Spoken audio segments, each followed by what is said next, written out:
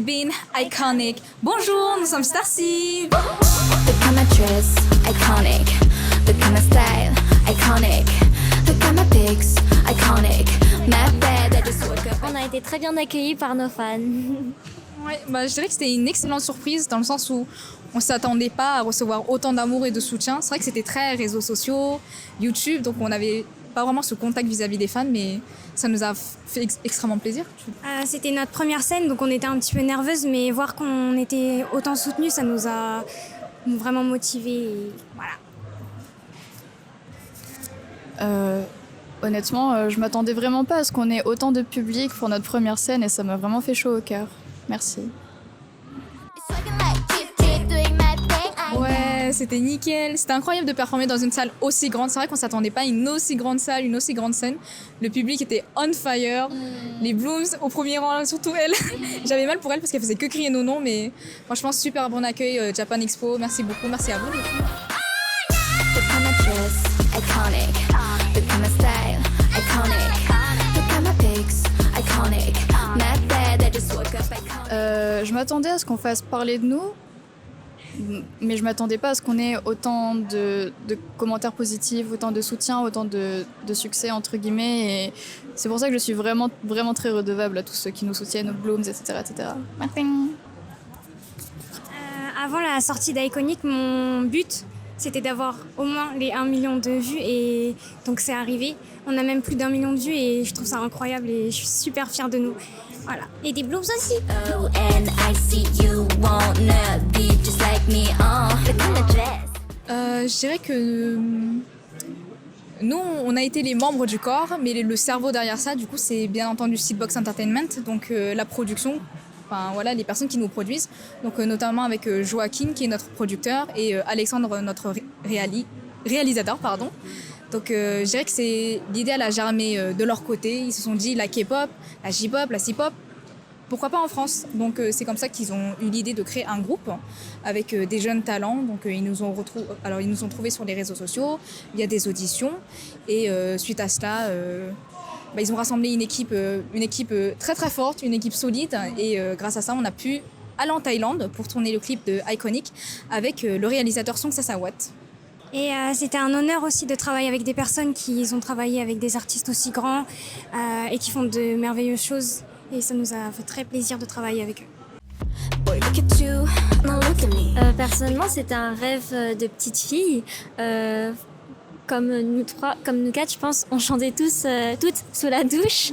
Après, moi, mes parents, ils étaient un peu pas très contents. Enfin, ils voulaient pas trop que je chante à la maison. Et après, dès que j'ai eu l'opportunité, j'ai foncé. Et c'est surtout, par exemple, pendant les concerts que je me rends compte que c'est ce que je veux faire. Moi aussi, je veux être à leur place. Parce qu'être accueilli par autant de personnes qui nous aiment, être entouré par ces personnes-là, ça fait très plaisir.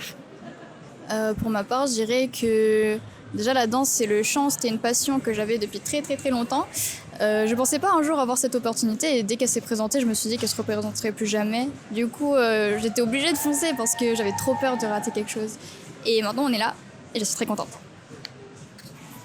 Du coup, moi, je reprends un petit peu ce que Léa disait. C'était vraiment un rêve de petite fille. Donc, on est là, on danse dans notre chambre, face à un miroir, on est toute seule, on s'imagine du grand monde et au final, on s'endort avec les rêves, les étoiles plein les yeux. Donc là, vraiment, on nous a proposé, est-ce que vous voulez être idole? Donc, idole en France, c'est quoi exactement? Parce que c'est assez inédit. Il n'y a jamais vraiment eu d'idole en France. Il y a toujours le côté artistique, indépendant, etc., mais jamais idole. Donc, je me suis dit, pourquoi pas l'amener en France? Et on aimerait vraiment l'apporter d'une bonne manière, l'apporter correctement et l'innover, pourquoi pas. Moi aussi, donc c'était un rêve de petite fille et être idole, c'était un petit peu le métier, mon métier de rêve.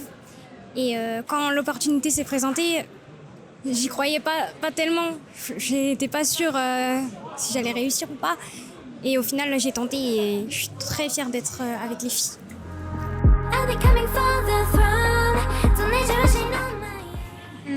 Je dirais que par défaut, c'est surtout des artistes de K-pop, car de base, on vient du monde des fans de K-pop. Donc, on faisait des K-covers, on a commencé avec ça. Donc, moi, personnellement, ce serait, comme j'avais dit, Ten de Wavy. Donc c'est un artiste qui sait chanter, danser, interpréter, donc c'est vraiment un artiste dans la totalité. Mais par exemple, je disais que je ne m'arrêtais pas uniquement à ça, c'est-à-dire j'admire énormément par exemple Yuzuru Hanyu, qui est un patineur artistique.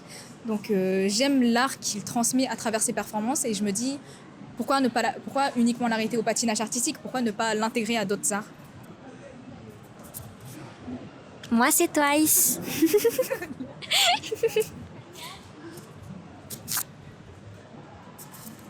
Moi, personnellement, c'est Wonyoung de IVE. Yes. Alors, moi personnellement, je n'ai pas une seule personne en tête. Je dirais que j'essaie de prendre plein de personnes autour pour avoir le meilleur mélange, entre guillemets. Et oui, en fait, je me concentre surtout dans les émotions que je procure par la danse ou par le chant ou le rap, etc. etc. Voilà, c'est tout.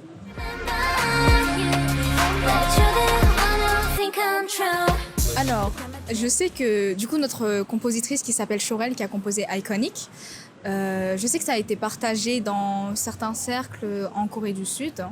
Donc je sais que ça fait un tout petit peu de bruit dans des secteurs niches, mais je pense pas que ça ait atteint un public majeur. Du moins pas que je sache. Voilà.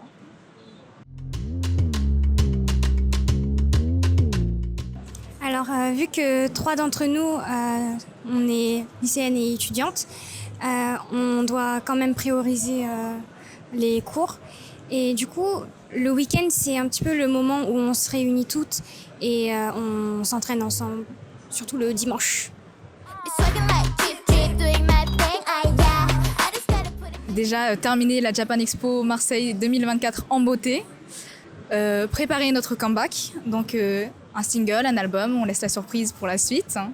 Peut-être des petits sons spéciaux, exclusifs à voir, donc petite surprise pour les Blooms et toujours montrer le meilleur de nous-mêmes, toujours continuer à step up, voilà, ne pas se reposer sur ses lauriers, donc toujours travailler et surtout ne pas oublier de profiter, d'aimer ce qu'on fait, donc voilà. Merci de nous avoir aussi bien accueillis et on vous aime.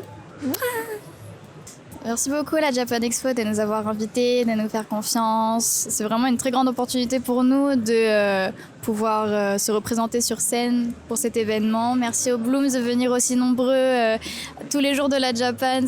Ça nous fait trop plaisir de vous voir, d'échanger avec vous. Merci beaucoup. Merci infiniment aux Blooms pour leur patience. C'est vrai que parfois il y a des aléas dans tout ce qui est planning, etc. Mais ça fait partie du métier. Donc merci également aux organisateurs de la Japan Expo, les personnes qui nous entourent, donc pour votre patience, pour votre bienveillance, car on sait qu'il y a des choses qui nous échappent. Donc merci infiniment, on est vraiment très bien accueillis ici. Keep being iconic.